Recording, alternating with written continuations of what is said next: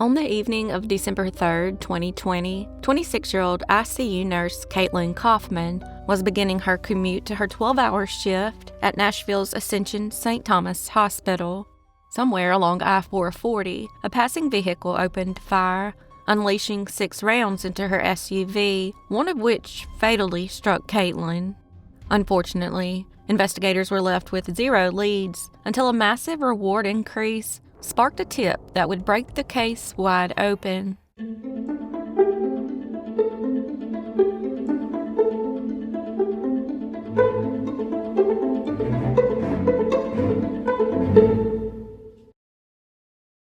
Caitlyn Marie Kaufman was born on May 12, 1994, in Butler, Pennsylvania, to Rick and Diane Kaufman, and was described as a selfless and compassionate individual. She was a star student in school, and in her group of friends, she was typically known as Mom, since she always looked out for everyone else. After graduating from Butler High School in 2012, she earned a bachelor's degree in athletic training from Clarion University in 2016, and then received her nursing degree from Butler County Community College in 2018. According to her mother, Diane, Caitlyn loved Nashville, Tennessee, and had always dreamed of living there.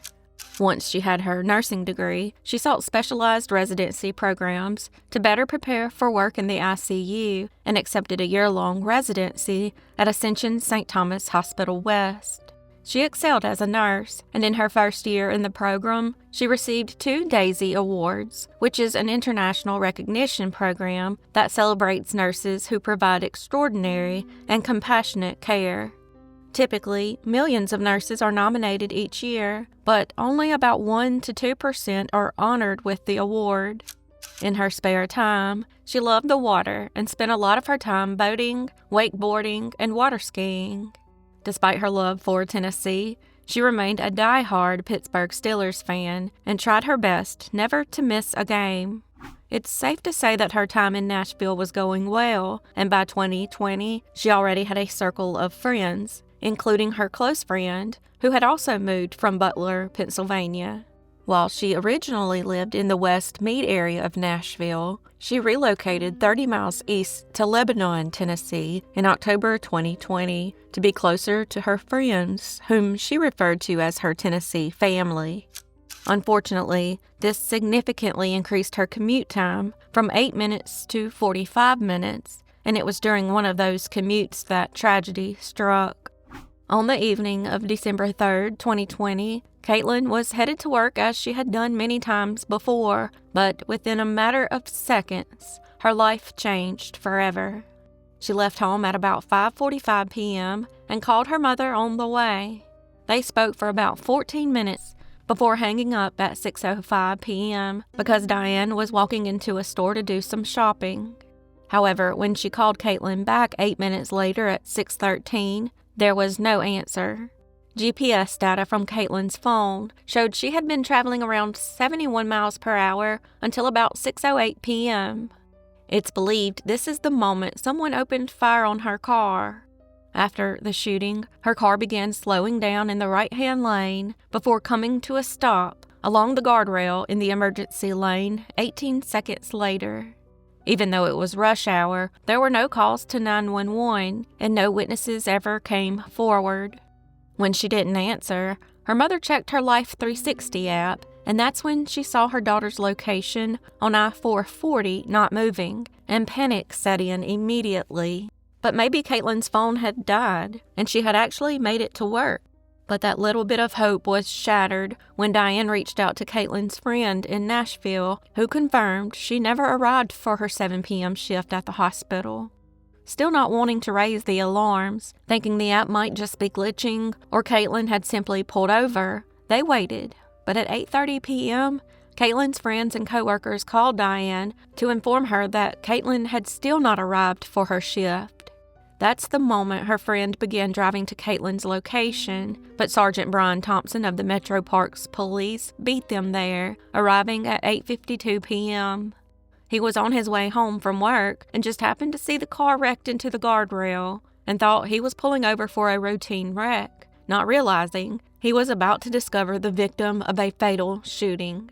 By the time her friends arrived, police had already secured the scene. When Sergeant Thompson found her car, it was still running, with Caitlyn slumped over inside, unresponsive. There was also bullet damage running along the driver's side of her vehicle, from the back window up to the front headlight. As the officer began canvassing the scene, they found 3 9mm shell casings on the shoulder behind her car. Later that night, the Nashville police chaplain called Diane and broke the tragic news. Her daughter, Caitlyn, was dead from a single gunshot wound. The autopsy determined the bullet had entered her left arm, traveled through her left lung, then through her heart, specifically her aorta, and then continued through her right lung to her rib, which it broke before finally becoming lodged in her right arm. The medical examiner determined she likely died within seconds of being struck by the bullet. Now the search was on to find her shooter and learn why this horrible tragedy occurred. However, the randomness of the shooting left investigators with no leads, and a week later, they were still no closer to solving the case. So they upped the reward money from $15,000 to $65,000. Within an hour of the announcement regarding the reward increase, investigators received a tip from someone claiming to be a concerned citizen. That man was Jacques Morel Odom, and he had an interesting story to tell. He said that 3 days after the shooting, his childhood friend, Devontae Hill, approached him at his apartment in East Nashville, saying he needed to get rid of a Springfield Armory XD9 semi-automatic 9mm pistol. So he traded his own Smith & Wesson .40 caliber for it, claiming he didn't initially know it had been used in a murder. He said later that day, Hill showed back up with his friend James Cohen and a news article about Caitlyn's death and confessed, "I did this. I effed up."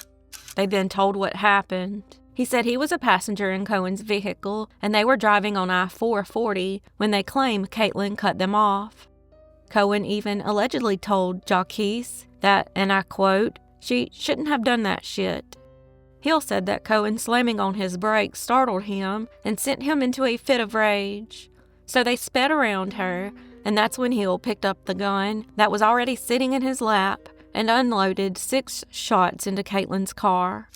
Hill would later say he was high on cocaine and Xanax at the time of the shooting and wasn't thinking clearly. He also claimed he didn't even realize he had killed someone until he saw the news reports hours later. Once Jacques was sure the investigators believed his story and weren't suspicious of him being involved, he led them to the murder weapon that he had in the glove box of his car. Ballistics would later confirm it was indeed the weapon that killed Caitlyn. Before Jacques contacted the police, he made some bizarre attempts to notify people of what had actually happened to Caitlyn, starting with trying to contact Diane directly through Facebook Messenger. When that didn't work, he went to Ascension St. Thomas Hospital West with a gun to look for her.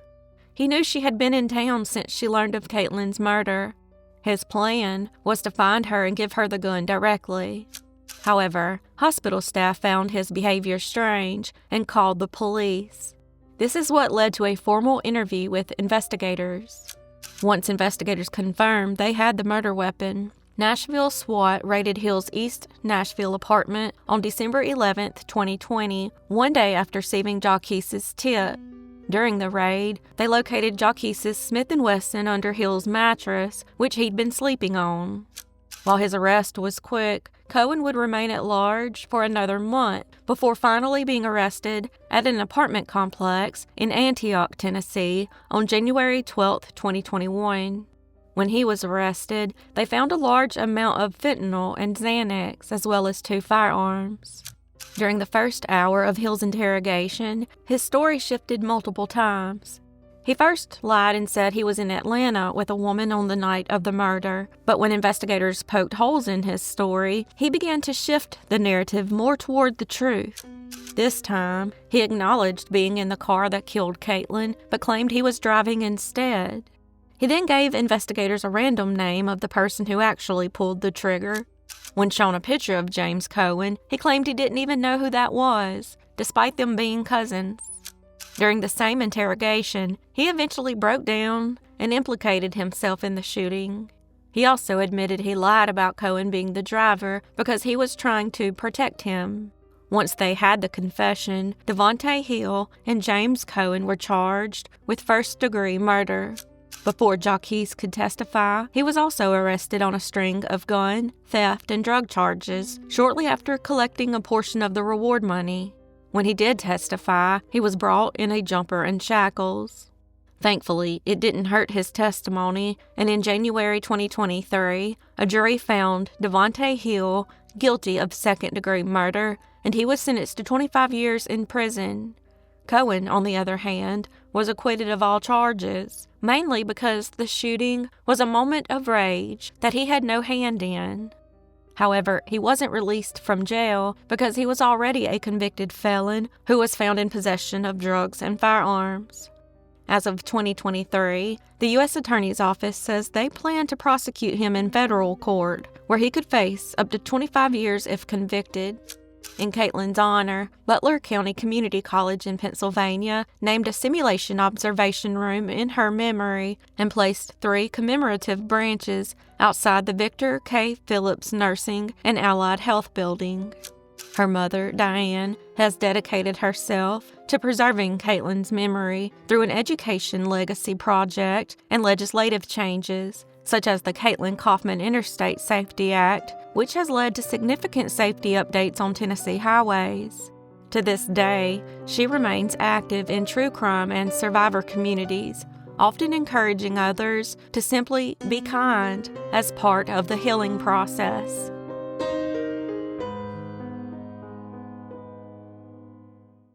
On Thanksgiving Day in 2012 in Little Falls, Minnesota, 64-year-old Byron David Smith spent the night sitting in an upholstered reading chair tucked between 2 bookshelves in his basement. As he waited, he read a novel, sipped on water, and ate energy bars. Within his reach were 2 loaded weapons, a .22 caliber revolver and a Ruger Mini 14 rifle. Leading up to this night, Smith's home had been broken into half a dozen times. The thieves had stolen thousands of dollars in cash, gold coins, jewelry, a chainsaw, and most significantly, 4 firearms, including his father's POW watch. Byron had had enough, and that night he planned to take the law into his own hands. What would start as a man protecting his home would quickly turn into a cold-blooded execution, which, still to this day, has people questioning how it came to this. Byron Smith was an expert in high-level technical security and had spent over 30 years with the U.S. Department of State as a security engineering officer. He even worked at U.S. embassies in major international hubs, including Moscow, Bangkok, Beijing, and Cairo. His work involved technical surveillance countermeasures, which essentially meant hunting for bugs and listening devices. He also oversaw the physical security and alarm systems of diplomatic buildings to protect them from spies and terrorists. Before that, he was in the U.S. Air Force, where he was a highly trained technician who worked on the bombing and navigation systems of the B-52 bombers, and also served in the Vietnam War. He never married and lived alone after the death of his mother. He was known as a pillar of the community as he volunteered as a Boy Scout troop leader and often hired local teenagers to do yard work and chores for him. And that's how he met 17-year-old Nicholas Brady. Nicholas was a junior at Pillage High School and was an honor roll student. He was a dedicated athlete who participated in wrestling, taekwondo, and strength training. He also loved the outdoors and enjoyed working on cars. From the outside, he looked like your average teenager, but he had a secret. He was committing felony burglaries without anyone's knowledge to fund a lifestyle that included drug use and expensive purchases. He also involved his cousin, 18-year-old Haile Kifer, and his friend, 17-year-old Cody Casper, in his criminal activities. Haile, like Nicholas, was a standout student and athlete at Little Falls High School. In early June 2012, Nicholas and Cody approached Byron's garage looking for work. So Byron hired them, as well as other local teenagers, to do various chores for him, such as stacking wood and yard maintenance. That gave the teens the opportunity to canvass the place, and on 2 separate occasions that summer, they returned at night and Nicholas stole several high-value items while Cody acted as the lookout. By the end of the summer, Byron began to notice those items missing from his home, which included a shotgun and an envelope of cash. Then, on October 27, 2012, they robbed him for a 3rd time. This would be the only burglary that was reported to the Morrison County Sheriff's Office. In total, Byron claimed they stole $53,000 worth of items from his property. He also claimed that he had been robbed 5 times instead of the 3 that Cody later claimed. It's possible that Nicholas had robbed him alone, unbeknownst to Cody. Regardless, some other big items they stole were a Nikon camera with a lens that was valued at $6,000, along with a video camcorder. At least 3 guns, including the shotgun and a rifle. A steel chainsaw was also taken, which was valued at $1,200. There were thousands of dollars in the envelope, but the exact amount is unknown. What really got Byron worked up was when Nicholas stole his father's Rolex that had been awarded for surviving a prison camp in World War II, along with medals and ribbons Byron himself had earned while serving in Vietnam. Nicholas then used the money he made from the stolen items to buy a used Mitsubishi Eclipse, a brand new 4-wheeler, expensive coats, snowboarding gear, and new shoes. While he was out spending the money, Byron's paranoia and feelings of being threatened were growing out of control. He felt targeted and was now living in constant fear that someone would come back again. However, instead of relying on law enforcement, he began preparing to handle this his own way.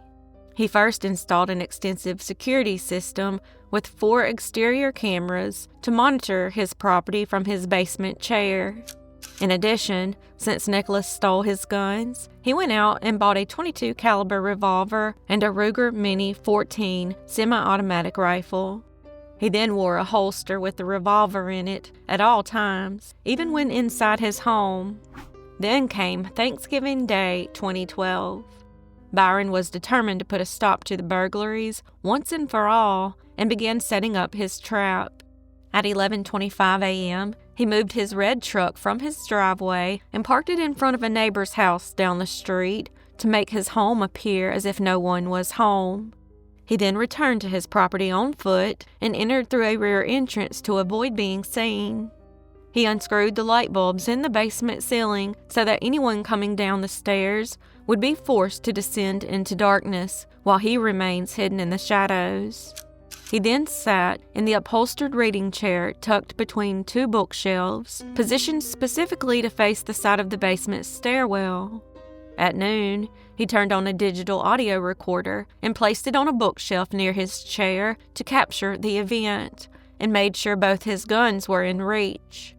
He then waited and watched the surveillance cameras for approaching intruders.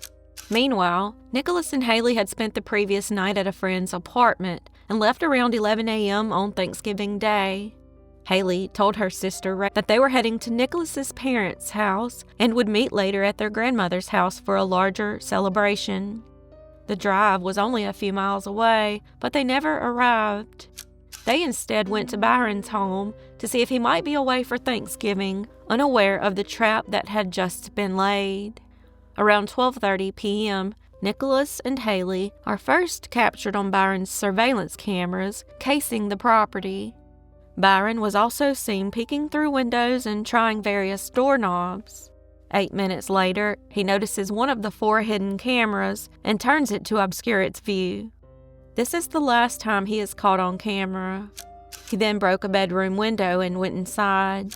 Haile, meanwhile, continued being the lookout, but after about 15 minutes, she entered the home as planned. However, unbeknownst to her, about 2 minutes after Nicholas entered, he made his way to the basement and was shot 3 times, 2 while he descended the stairs and 1 to the head while he lay on the ground dying. Byron then dragged his body into a separate room and placed it on a tarp to avoid getting blood on his carpet. He then reloaded his weapon and sat back down in his chair to wait. At 12:51 p.m., Haile entered the home and began calling out for Nicholas. As she descended the basement stairs, she was shot with his rifle and tumbled down the stairs. She can then be heard on the audio crying out, "Oh my God, oh my God."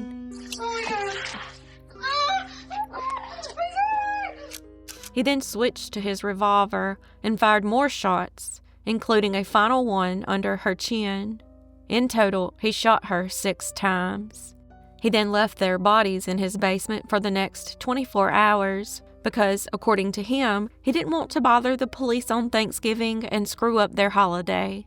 The following morning, Byron called his neighbor Bill and cryptically said he had, and I quote, "solved the break-ins in the neighborhood."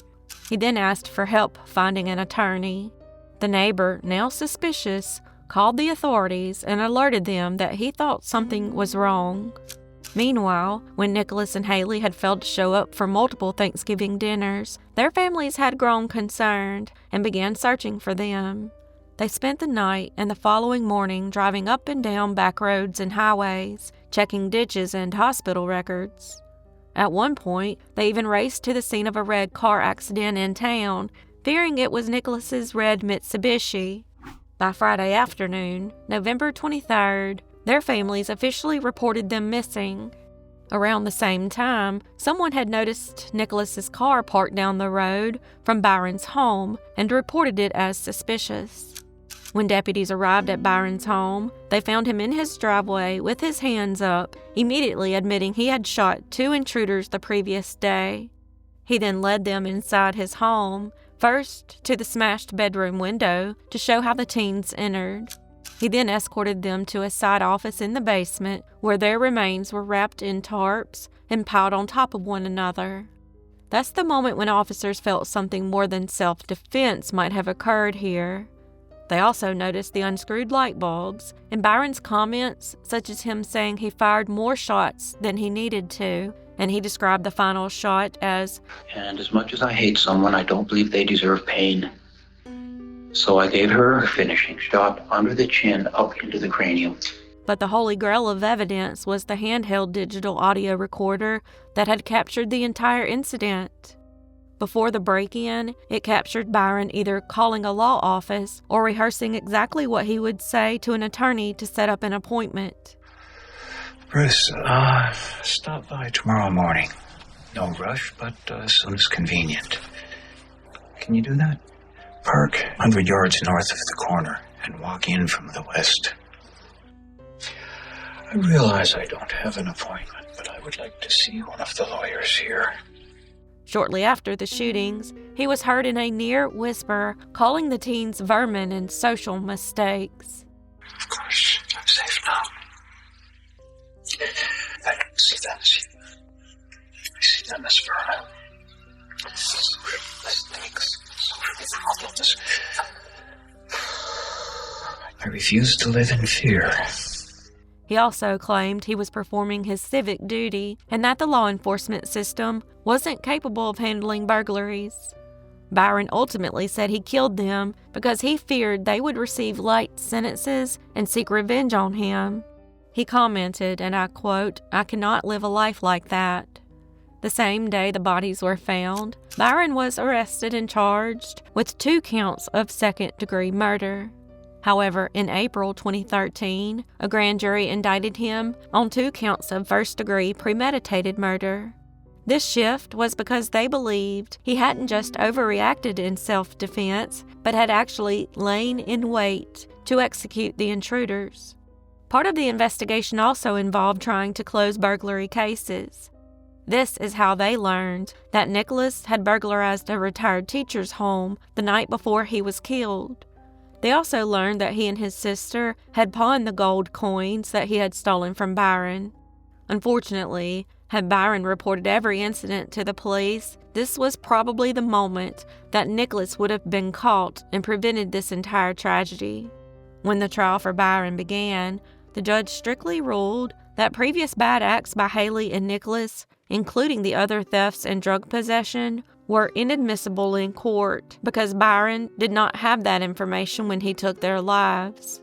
In April 2014, A jury found him guilty on all 4 counts, and he was sentenced to life in prison without the possibility of parole. In 2021, after years of appeals, the United States Supreme Court declined to hear his case, effectively bringing his legal challenges to an end. What are y'all's thoughts on this case? Let me know in the comments below.